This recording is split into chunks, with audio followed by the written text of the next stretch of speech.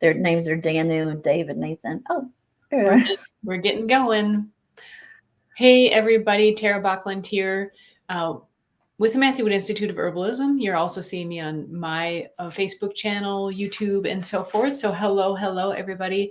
Tara Bachland here with my friend and colleague Amanda Nicole, and today we're talking about her book, which is Flowers for a Girl, and it is Flowers for a Girl: Plant Medicine and Sexual Trauma. I'm going to show it because it's actually a really beautiful cover. Here, I have it here. There we go. That's how we do it. Very lovely, and the contents are even more lovely. So thank you very much for joining me today, Amanda, and being willing to share. This is a tough topic that a lot of people have a hard time with in all sorts of ways. So I'm so grateful that you're here because I think it's important to talk about these things. I'm glad to be here. Thank you for inviting me. Totally my pleasure. We were just commenting on that it doesn't seem, or neither of us have, seen on the forefront any more books specifically on this topic, like plants for healing or helping with sexual trauma. And we were kind of saying, or you were saying, I wonder why that is. But it coincides with my first question for you, which is, how did you decide to come out about this topic? Because I think that's why, and in a bit, I'll speak about my own experiences of really severe, I would say severe emotional abuse. And I think a lot of people go through trauma and abuse. And anyways, I'm getting ahead of myself because there's so much to talk about here. And in my own journey, I've struggled with, I want to come out with a story because it feels like it can be helpful and healing to others. But at the same time, I don't want to seem like I'm speaking poorly, especially of my parents. And so tell me please about the process for you on coming out with your story. Yeah. Well, I didn't even know I had this story in me until I started to remember, which in and of itself can be controversial for some people, the idea of forgetting and remembering and recovering memories. But how old was I? 35? When I had, I guess what people would call my first flashback, but I didn't have that term. I didn't know that's what it was. And when that happened, and the world sort of flipped upside down, because I really had not expected what came through, although then suddenly everything made sense. I started to work with an energy practitioner. I actually met her in the class with Matt that I first took. Her name is Katie. He might have mentioned her in some of his classes.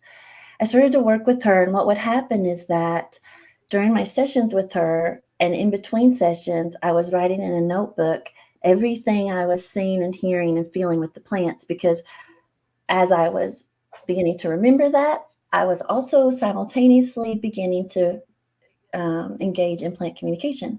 And it's not going to surprise a lot of people that as I'm remembering that, my ability to listen to the plants is opening up, because I do think trauma is often a portal, a window into those sorts of abilities. And so I was keeping notebooks simply for myself, because it was beautiful, really, what was happening with Katie. And I remember my herbal teacher at the time, Teresa Boardwine, when I started to remember, I remembered something she had said in class.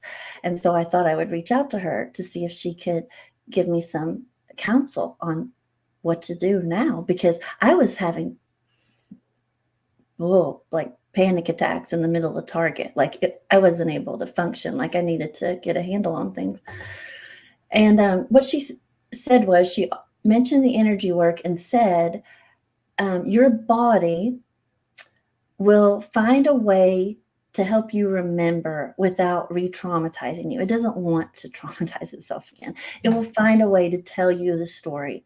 And that's what my body did with the plants. So I kept these journals. And then one day I was looking through the journals a good ways into this process, and each plant that would just come to me at the different sessions and stay with me for a month or two. And I had always wanted to write a book, But and that's its own story, but I thought, I don't have anything to say. Everything's been said. What do I have to say? And suddenly I looked down and thought, Amanda, like this, you wrote a book. I mean, you've literally written a book. And I felt it was an internal call, like, and you will write it. Like you're meant to write it. So for myself, it was really an internal call and a must, like it moved through me. And so over the course of, time, although it came pretty quickly because it was already there, I just had to put it into a certain form, the form that it's in. It moved through me. And I remember the day I finished it, like the last line, I was on my bed, sort of Indian style or something, typing. And then as I got towards the end, I was on all fours typing, and my hips were moving. It was like I had to move because it was moving through me, like I'm giving birth to it. So I don't think that I could have written or would have written the book if it wasn't moving through me like a birth, like I was meant to do it, a conduit. And I found it to be very healing. And I think that's also part of personally why I wrote it, like combined with just this movement through me, is it was very healing to tell my story, because I think the first plant in the book is Violet. And Violet was the first plant that came to me in that process for say what you need to say. And so often when we experience trauma, especially in this form, there's the silencing. And I'll just tell a little side note. When I started to remember, I was with Matt in that class, and I told him, what was happening, and I hadn't yet voiced it to anybody except my ex-husband, my former partner at the time, and my mom. But I said to Matt, I want to get to a place where I can say, I know what you did, I remember, and give it back to them because it's not mine. And Matt was so funny. He said, thank you. We don't say this stuff out into the universe. We don't want this stuff floating around out there. Give it back to the person it belongs to. And so that was part of it too. So I'll stop there. And Well, that's really interesting so tell me more about like what was the sentiment behind give back? Because I think when we go through trauma and abuse, we want to give back with violence, right? We want to get back at them, not give back. So I'd love to hear more what you mean by give back. Thank you so much for making that distinction. So that's been the really bizarre thing about that book, is that I don't recall ever, and when I say that, I know that's maybe it's going to upset some people, maybe offend them, maybe unbelievable, but I never felt like I wanted to hurt him. Now, in my sessions, there would be rage, and you've read the book. Cleavers and other plants came in the sessions, but I never felt that way outside of the sessions, the way the plants were moving it through me. But what I mean by give it back is it didn't belong to me. And what I mean by that is I wasn't the one who did it. I'm not responsible for his action. It doesn't belong to me. So I don't know what the right word is. I'm just going to use some words. I don't want to be careful, but I don't really know what the correct word is. But if we think of like karma or cosmic justice or universal law, these sorts of words, I didn't do it. This doesn't belong to me. So for me to carry the burden of it, do you see, is not mine. It was placed on my back. It was placed on my shoulders. This is not my action, and I am not karmically or cosmically responsible for it. Does that make sense? Now, at the time, I'm not sure I could have said it the way I just said it. I just knew that this was not mine to carry. It wasn't my action. Even though when we experience this, we can feel that way. We can feel I'm guilty, I'm shameful, I was involved. Even some people, because you can't help it because of how our bodies are, you know, it could feel good, but we don't want it to feel good, but that's how our bodies work, right? So we can have all these mixed up feelings about what is happening. But that's what I meant was this actually isn't mine in a certain way to work through. It's his. So I want to give it back. Does that make sense? I think that makes sense on a really high level, and what I mean by high level is, it so maybe I'll back up a step. So I read this several weeks ago. We had previously arranged this interview, had to book it out, schedule it out again.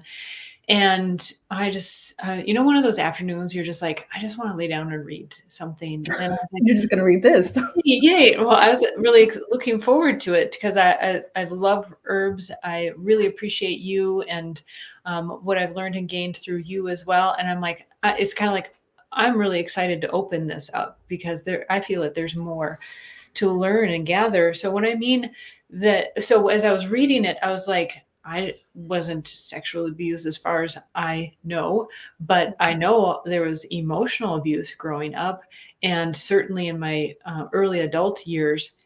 And, and, but everything that you were saying, and like you said, is written very poetically. It's kind of, you understand what you're saying, but it kind of leaves a lot of room for, interpretation and, self-reflection, all sorts of things. It's really, really beautifully written. And I thought, wow, this really pertains to even like emotional abuse. And so as you say, it isn't my to keep, it's his burden, his actions. And something I've wondered before is, certainly emotional abuse goes along with physical abuse. They coexist. But what's so tricky about emotional abuse is it's nebulous. I mean, especially when you grow up around it, you're like, "Oh, that's normal." They're just kidding. Ha ha ha, you know? And so, like you say, the burden is on them. I think that's one of the phrases you said is, with emotional abuse, there's a lot of guilt tripping, right? Why can't you get along? Why, we're fine. You were fine with us before. Now that you are with so and so, or now that you're doing such and such, you have a problem with us. And so I've wondered, and maybe through your speaking with other people, sometimes I've wondered, is it more clearly defined when it's physical, where you can be like, that was clearly not me, and I clearly did not want that. And obviously I'm asking for interpretation, but what has been your experience or Mm. talking with other people? Yeah, I do think it can be more clearly defined when it's physical because for obvious reasons, we're dealing with form and matter, Mm, in spite of, like you said, the nebulous aspect. So an aspect of that would be that I touch on a little bit in the book, and there'll be more of it in the next book that I'm writing, but is my mom's part of the story, because that is emotional and psychological, and it is more nebulous, and that's been much more difficult to move through because the lines aren't as clear, and partly because it makes you confused. And so that's been a little more difficult. But yes, I think physically, because there's more of that definition. Like, I've had experiences with people where if they could do it, they would physically harm me. You can see it, feel it, and some of them say it, but they know that's a line that gets crossed that's too clear. So instead, I'm going to talk to you like this. mhm. I'm going to try to inflict that harm with my mouth And that's or what in is other ways. so, pardon me for interrupting because I get pretty passionate about this one. A lot of people get worked up about physical violence, but it's really, and I don't mean this in kind of the new age way where like I was hurt by what you said, and it's really just being, I think, overly sensitive. Mhm. Some people, they don't just realize that their tongues are like swords, Yes. and it cuts people and damages them really severely. And I'm not talking about, you know I don't like your hair today, or you're not wearing the right whatever, or not saying the right words. I Yes. mean, like really cutting words. Yes. Yes, and since we're speaking about plant medicine, You've been I'm gonna mention 2 plants yeah, that I think are please really do. helpful in that regard. I think both of them I mentioned in the book, but maybe not in the way we're speaking of them. But one is mugwort, Mhm, and, the way I experienced it when it came to me in one of the sessions is it like it scurried all over my body looking for where the daggers were, pulling out the daggers, pulling out the swords, one right after another. It was incredible. There were a lot of them. And in the book, I think I mentioned that it was connected to what Pam Montgomery, who is also an herbalist and plant communicator, in one of her books calls NVIDIA, but envy. And I was experiencing that with my mom. So like, I want to hurt you with my words because, in this case, envy or jealousy. But then tulip poplar, of mhm, course, because its seed pod has that dagger. Now, there's a lot of medicine in the dagger, but one of them is for when people do that. I mhm, mean, daggers to the heart, and they mean it. Like, I might say this in the book, but I mean, or maybe someplace else where they put it in and then turn it, twist it because they want to be sure it hurts. So tulip poplar, flower essence, bark tincture, just sit with it for that type of wounding. mhm. That's really an intentional. These are intentional wounds. There are, like you said, accidents or um, but these intentional wounds in these different ways, mugwort and tulip poplar, I think, are really beautiful for. Um, I don't know what the right word is to use because we're talking about emotional, not physical, but healing those wounds like a balm to those emotional um, scars and daggers. Like in the book, I mentioned when my mom wrote her email that says, "That's it, I'm out. Don't contact me anymore.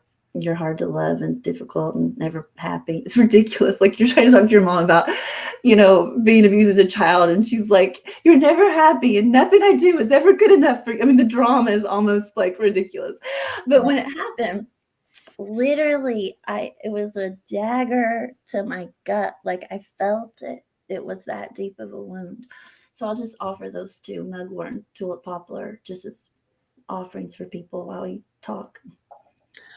I'm so glad you did, bringing it back around to the herbs. I remember some of my first experiences, and particularly with the flower essences that really help with the emotional layers. And you go through quite a few herbs that kind of, I'm jumping around because It's okay. there's so much goodness to this, really. But just a memory of at first being like not knowing that herbs can actually help on the emotional level. I don't I don't think I knew about that until I was in a consultation and I had a flower essence recommended. Okay, it's agrimony. Agrimony is my ally. Like You can especially say it. it's so apropos for, someone who has been through abuse where you just like shut down and you like have this facade and you're like everything's okay. It's fine, or you might even have a smile. I mean, you could whatever facade it is. And holy moly, now I scare people of about agrimony when I tell this story. So please don't get scared. Like it's really amazing. And you can combine it with other herbs to make it a gentler process. But I was like the pot that just went, the steam just came out. But I needed it. I needed to do it. And then realizing afterwards, like, holy moly, like these herbs don't just help with physical things, like they can really help with the layers of emotion. Uh, Yes. was that violet for you? That's the first one that did you Hmm. have earlier experiences like, wow, this has potential? I would I would say that the one that's coming to mind that wants to be here for that question. I Yeah. mean, Violet, most certainly, although it was more primarily my voice, so I could say what I needed to say, get my voice back. But, Mm, there's also grief and all sorts of things there. But the one that's wanting to come through that I found extraordinary was well, one of them that was extraordinary is cleavers, which I do write about in the book. So Mhm. the story with cleavers is that I was just seeing it everywhere before my session with her. Mm. I mean, it was just, I mean, I know cleavers is common, but you know what it is. A plant starts to pop, you know? And so I was actually driving her because I lived in Virginia. She was in Maryland. It was like a 2-hour trip, maybe more, to go see her for these sessions. So we're driving, and I asked my husband at the time if he'd pull over because I just couldn't take it anymore. And I gathered up some cleavers and took it to the session. Um, so the session before the cleavers one, she had placed her hand around like liver gallbladder area. And she said to me, and I was so peaceful and blissed out. I love energy work. Mm. And she says to me, "Do you feel it, Amanda? Do you feel the rage?" That's the word she used, rage. And I was like, "No, I don't feel it." And I didn't. I don't feel any. And she says, "Let's try it. Let's try to feel it." I was like, "Okay." La, la, la, because I'm sort of blissed out. And so she did whatever it is that she did, and suddenly I could feel it entering my heart, and I am not exaggerating.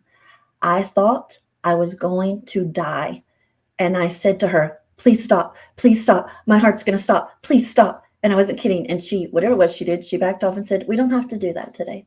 Mm. And I meant it. Like, if this rage is allowed to flow, my heart will stop.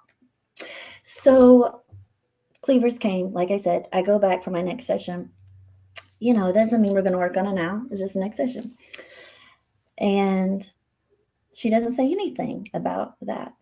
And suddenly I see, like I say in the book, my heart with a hole in it and this black, awful, poisonous sludge coming up.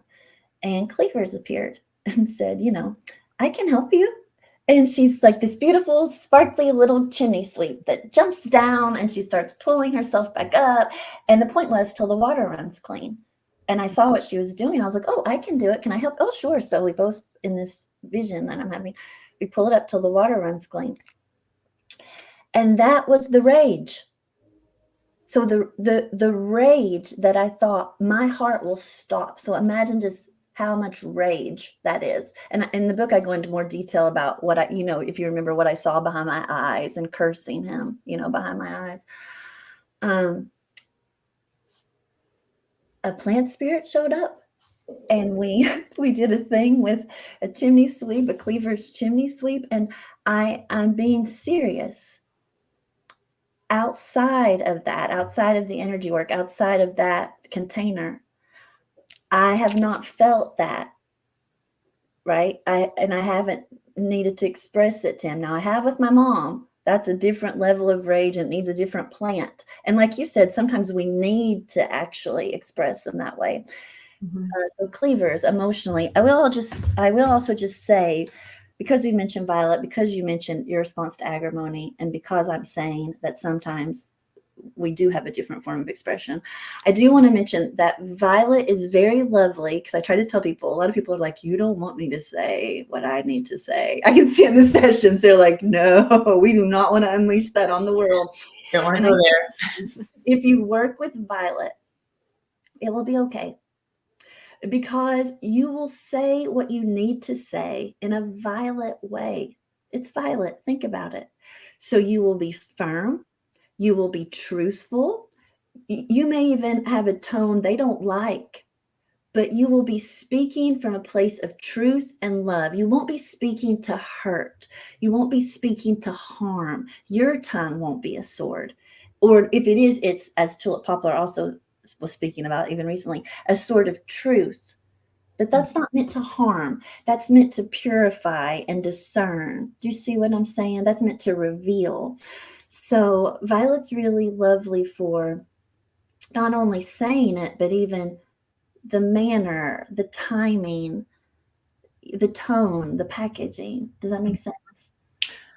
It's beautiful. It totally makes sense. And, to someone who hasn't experienced herbs, it might sound crazy. Yeah, Like, I how can an know. herb help you do that? But in a way, maybe if someone has experienced prayer and how you pray before a really difficult situation and that grace comes upon you, it's kind of like the grace of the plant. Like they can help Yes. you through that situation. Yes, and I would just say the grace of the plant, I'm totally fine with, Mhm. comparing that to prayer or even merging it because you know how I am. I think that the plants, just like us, are aspects of the divine that are given form. They're embodied. I know not everyone might not think that, but that's how I'm experiencing it. So violet has that particular divine expression, Mhm. right? So it's another way I think of tapping into, like you're saying, the grace of the divine, taking it into your body in a physical form or a vibrational form to help with it. And that's, that sometimes I wonder if that's part of why there aren't more books about it. Mm. Like we mentioned at the beginning, because maybe people don't go to the plants for this because, well, they're not strong enough for that, Mm. right? Or no one will ever believe me if I said that, right? But they are, and some will believe you. And it's It's really not about people believing you anyway. It's just about being well. it's absolutely amazing, when I am explaining particularly flower essences to people, first of all, like you said, it seems a lot of people wonder how could plants be strong enough to help with something so profound and so deep? And and one of the ways I explain it is, when e even just roses, different color roses have different meanings, right? A white rose or a red rose or pink rose, yellow rose, let alone other flowers. If you were to give someone daisies means something else than a red rose Mhm. compared to carnations or a sunflower. And I think we intuitively actually know this, we understand it, uh, Mhm. and usually then people are like, "Oh, yeah, that makes sense." I wouldn't give certain people, a dozen red roses. Yeah. It sends the wrong Yes. message. Yes. Yes. I think that we do know it. It's just mm, the way that we've been taught, like our society allows for the application, how Mhm. deep they'll let us go. Yeah. Can we go back to the giving it back? Jen mentions in the comments here, "Thank you so much for your explanation of giving it back. It's a profound description I've been searching for." And I too, I was like kind of blown away. When you said that, I'm like, wow, that's profound. And it felt like to me it was a different level, right? Taking it to a higher level, even Yeah. above the heart. It seems like a Yes. spiritual level of Yes. release. And what I was in the moment kind of struggling with is because I felt it took me a while to understand it hardening of the heart. And I kept reading it in the Bible. I'm like, what does that mean? What does that mean? But I was experiencing it at the same time. And it started coming together, like a meaning of the word can come together. And to me, uh, that kind of precipitated the question, do you think there's a difference between physical abuse and how you embody it and emotional abuse?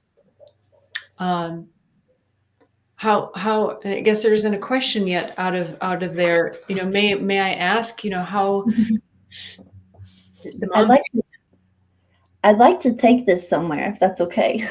Absolutely. Because it came into my mind earlier when you said that seems like it's at a higher level, Yeah. and you're saying it again. And then you mentioned the hardening of the heart. So let's go there. Yes, it is. And all the plants I feel enable that. But I'm not going to surprise you. It's the tulip poplar tree that I think has supported me in taking it to that level. Mm. So the tulip poplar tree, uh, some people have heard me tell the story before. I asked Matt when I was drawn to it, "What do you know about it?" And he's like, "Not much. The couple pages in my book is what I got." And then he says, "Well, I had this particular experience, and so I call it the Jesus tree for those that feel unforgiven. Something's unforgivable." Okay, again, what I'm getting ready to say is difficult for some people to hear, but it's at another level, but it's where we can go and maybe where we need to go, which is there are things that happen to us, and there are also things we do to others that are in this realm considered unforgivable, right? So some of the abuse that we're talking about, it's considered unforgivable. And people will say they don't deserve forgiveness. I'll never forgive that. That's unforgivable. Okay, here, yes. But then tulip poplar is a tree for those who feel unforgivable or have done things unforgivable. What does that mean? Does it mean it shows us how to forgive that? Yeah. Well, how does it do that?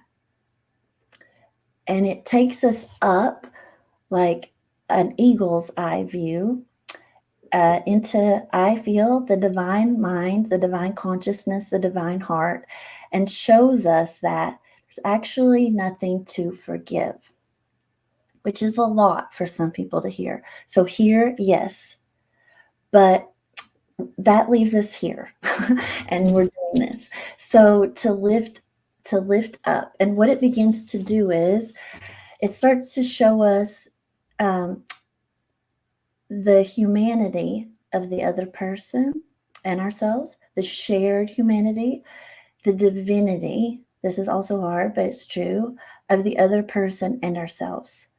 That actually we are the same.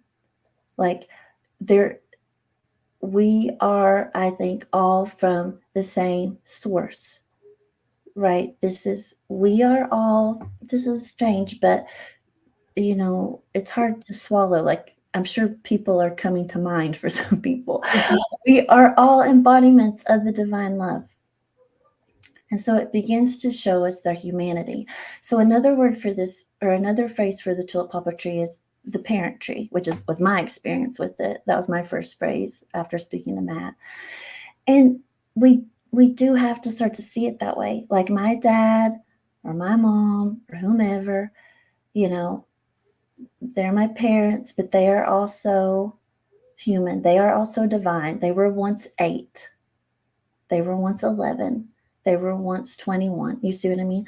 So, this way of seeing. And also, tulip poplar is a tree that does teach us about divine justice, universal cosmic law, the scales, this balancing. And it's not punitive. That's not how tulip poplar presents it. There are what we would call consequences, but the idea is humans have choice. You have free will. You do it, that's the way it goes. You do this, that's the way it goes. You're free, but this is what it looks like. So it just starts to, and it's not like you sit around thinking it, it's that you start to feel it, like you said, in your heart. And it also works with that, like you said, the hardening of the heart, because that's what we do. You've heard me tell the story, Tulip Poplar, impenetrable fortress, my heart, closed off, guarded, impenetrable fortress. But it helps us begin to soften our hearts, open our hearts, be vulnerable again. Although I would say, because people are going to be concerned, I'm not going to be vulnerable to that person again. I'm not opening to them. You don't have to. You don't have to, because Tulip Poplar also teaches that we slip on, we slip off its armor. We slip on, we slip off its shield, depending on who we're with. We need to put it on with this person. So, for instance, now, as strange as it's going to sound to some, I don't have to do that with my dad. My dad and I visit and speak, and is very helpful. My mom, who isn't who the book is primarily about, I slip it on, right? So it's also a tree that gives discernment. So that's probably enough of that, but I just want to offer that perspective, which can be really difficult and make some people angry, and that's okay, because it can be hard to swallow. And that's why I feel the plants are so lovely, because they move us through a process. They're patient. There's no hurry. It's gentle. It's tender. No one's making you see or feel that today, or maybe ever. And that's okay too. But Mhm. that's sort of the perspective that it started to give me. That's lovely and very helpful. I'm sure others will find it really helpful.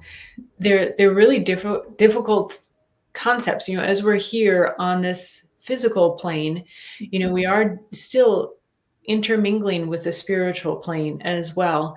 And yeah, that, I know it surprised me when I found, I'm like, I have a hardened heart. Like, I thought I was, I was happy with who I was, but it took years. It was kind of building up layer after layer.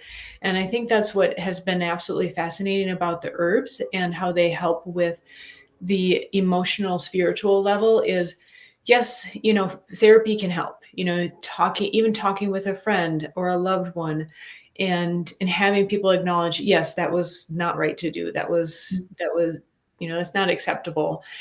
But just like, spiritual practice or religion, the concept of forgiveness, especially after you've been really severely hurt physically, emotionally, um, it's interesting. I think, okay, I'm going to refer back to a movie. How about this? Mhm. So I remember many people probably are familiar with the Yellowstone series, and it's a TV show. And there's actually a prequel to that, but I think it came along later. But anyways, it's the ancestors that were on the Oregon Trail, and the main character in the movie was I don't know, maybe a 17 or 18-year-old young woman, and early on the trail, they're traveling with their whole family. You know how it went back in the day. Not the whole mom, dad, ma, pa. The main character, her younger brother, and her aunt and her cousin, who her aunt was widowed.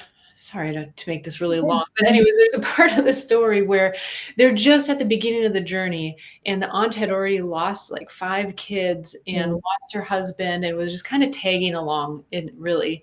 And there was a raid on the camp, and her daughter was killed, and so it was her last child. And the young woman, the main character, she's like, "I'm so sorry." She goes over to her as she's mourning over her dead daughter, and she's like, just in this like just blood curdling, just stern, and does you don't know what Yeah. sorry means. And it was chilling, Mhm. I mean, that's such amazing acting. You felt like that was Yeah. being said to you. And it reminds me of, it's not the meaning, what she's saying is, you haven't been through enough life, Yeah. right? You Yeah. think that forgiveness is just something you Yes. toss around. And Mhm. I thought that too, right? I was like, oh, I can forgive, that. And then Mhm. it's not until you're challenged with something that's really, like, oh, can you really? Uh, Yes. yeah. That is so true.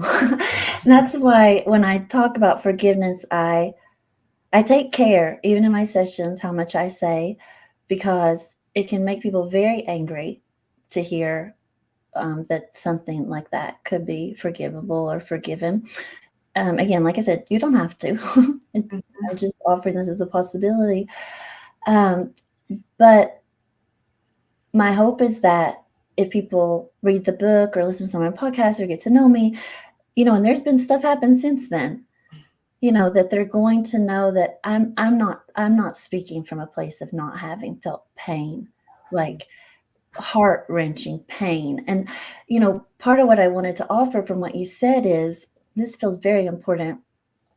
When you said there was like this gut-wrenching, you don't know what it is to say sorry. You know, where there's so much pain, there's rage, right? We've already gotten onto that with cleavers.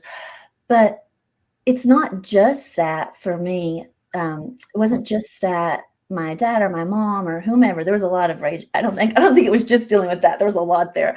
Mhm. But even at the divine, it's what some of us might call God, right? Because before the memories of the abuse, there was a season of miscarriage, which you and I've talked about before, and I was so angry with God. I was a pastor's wife at the time, and just, like, sort of just hated his guts. Sorry. I mean, I was just so angry because, like, "Why are you doing this to me? Like, what did I ever do to you?" That's kind of what my attitude was.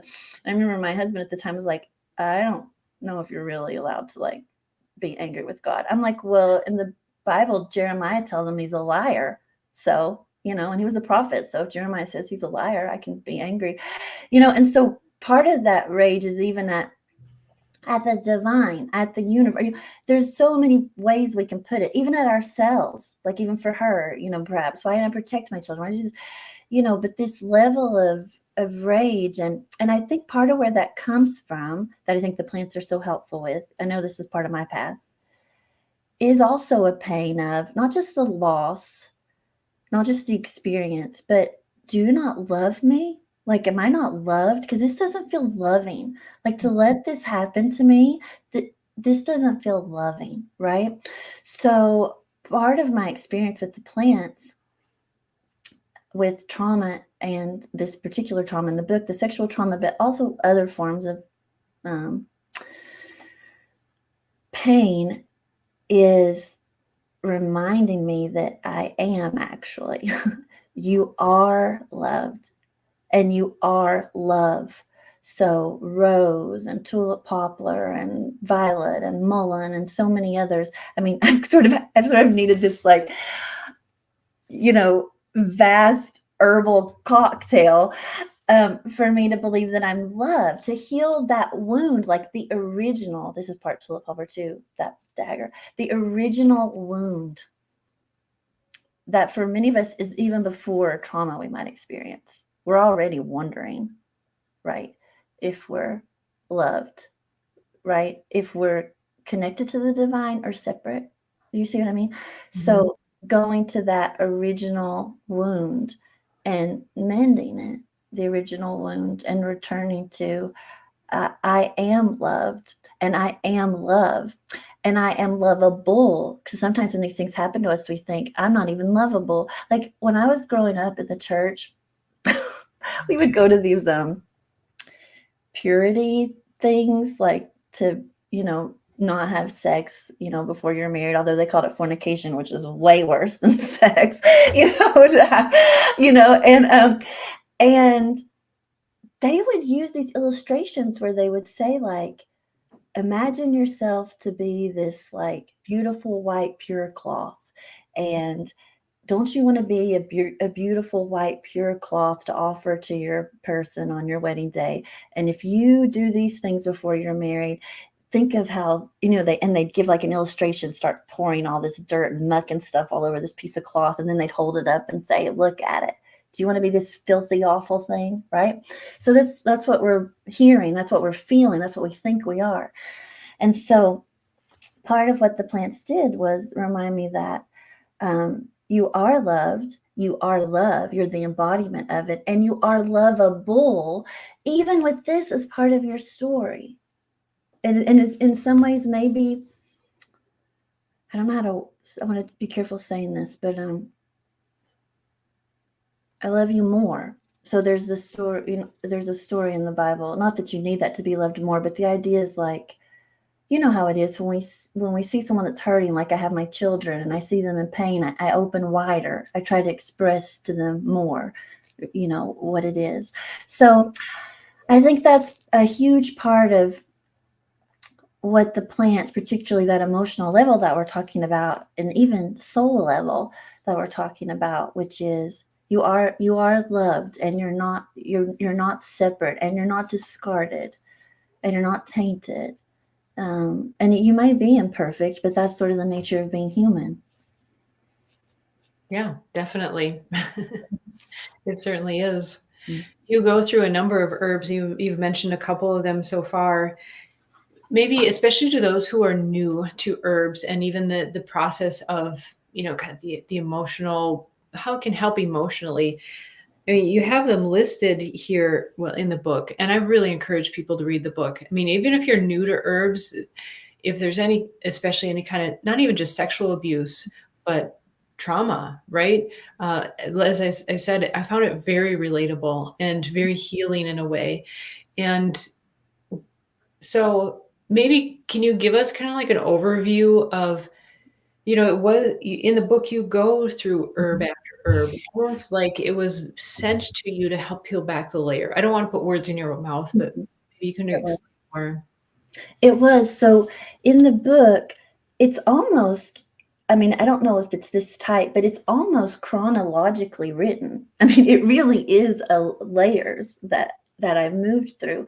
Now, everybody might not move through them in the same order, But there was definitely, like you said, a peeling back of them, like deeper, deeper, deeper. So for instance, the way I'm talking about tulip poplar, which is I think one of the last one of the last plants I mentioned in the book, um, or a ways in, that's not first. Yeah. Like first was violet. Say what you need to say and express it, like cry, Mm. right? Or I vomited a lot. There's a lot of vomiting, you know, um, but express it. Like first we've just got to like unplug it. Like first we've just got to do that. So then moving through the rage that I mentioned with cleavers, or I think blue cohosh in the book, particularly this idea of taking your power back. So black cohosh, blue cohosh, they have different ways of working, but still that panther medicine. But of taking your power back in that solar plexus, because in the book I talk about, I just saw my head with no abdomen. It was just empty void, like because it had been taken. None of this belongs to me, and I'm not in my body. So yeah, all these different plants that move through the layers that I went through. So that's something important to remember, is that it is a process. It is a process, and that should be in some ways comforting too, because you don't have to do this all at once. It doesn't have to happen all at once, and there is the ability to respond to your body, what it's ready to do next, what it wants to do next, Mhm. by what you're feeling or remembering, or the plants that present, or the emotions. Our bodies, our souls, they can guide us through the process, if we're listening. So I don't know if you were wanting me to be more specific with some of the herbs, but yes, it was a process and an unfolding of layers. And um, Lady Slipper, I believe, is in the book, but it is walking out a path. It's a path. It's a journey. Yeah. You seem to me, over the few years that I've known you, really to be one that's really in tune and goes with the flow. Is that a recent you, or have you always been that way? Mm. Hmm. Its current expression is new, because I do think that's how I was when I was younger, but it's not really allowed. Yeah. You're not really allowed. You can't follow your heart. You can't go with the flow, because these are the rules and this is the schedule and this is what's expected of you. And then when I was a pastor's wife in a very conservative, reformed Christian denomination, I mean, there is no go with the flow. There's the rules. Mm. And so the remembering and moving through the trauma, I think that that's actually when I started to go with the flow, because one, plants, and two, you don't actually sometimes really get a choice, right? So you have all these rules and all these structures, but now this is happening or this is coming up, right? I mean, I guess you could choose to fight it, but I do think that part of this is the plants. And what they did was, you mentioned hardening before, a softening. Mhm. Um, they tap into trust. They tap into letting go. They Mhm. tap into returning to the body and the heart and ourselves. So this journey with moving through the trauma, processing it, integrating it, whatever all the words people want to use, has also been one of returning to my heart, trusting, going with the flow, and wanting to have that opening. So still structure, but wanting to have opening, wanting to have that vulnerability. And I don't know how to explain this. Trusting where my heart takes me, because Mhm. my heart was so closed off, right? Because there was so much pain. And so now I'm sort of letting it lead the way, as much as is possible in our current time space dimension. Right. We have done it before, but I could speak with you for hours, and, I kinda wish I didn't have another class after this. We could go on, but, I just think that was amazing. I'm so glad that first of all, I read your book. I really highly recommend it. And whether you're into herbs and maybe you're serving and helping people with emotional trauma, sexual trauma in particular, you're on your own journey. If it just appeals, there's probably something in there for you. It's a really lovely read and easy to read in the sense that it really flows. Speaking of flow, and it's really beautiful. And so I really, really recommend it. I'm going to show your webpage once again. Maybe you can just tell us a little bit your website. Yeah, so website is alchemillas.com. There's some shifts happening at the website, but if you go there, you can find my podcast, the book. There's a place there to, they're called creative residencies, but you can engage with me with the plants for listening, plant communication. You can send me an email if you want a one-on-one session. There's Into Sophie, my interview with the trees, which I love. So yeah, you can just go and take a look there at the one-to-one residencies, the podcast, the interviews, the tulip poplar. I don't know what all else is there because there's so much going on right now. I'm wanting to, before we end though, see, I'm the Liriodendrus, the embodiment of the tulip poplar tree. I made it up. Yeah, I wanted to sing. Do you mind if I sing one song to sort of wind this up? Because I like song medicine. And this song, it's wanting to come through, and it goes with what we've just said about flow. And it was a song given to me by the tulip poplar tree. Is that okay? Absolutely. Okay.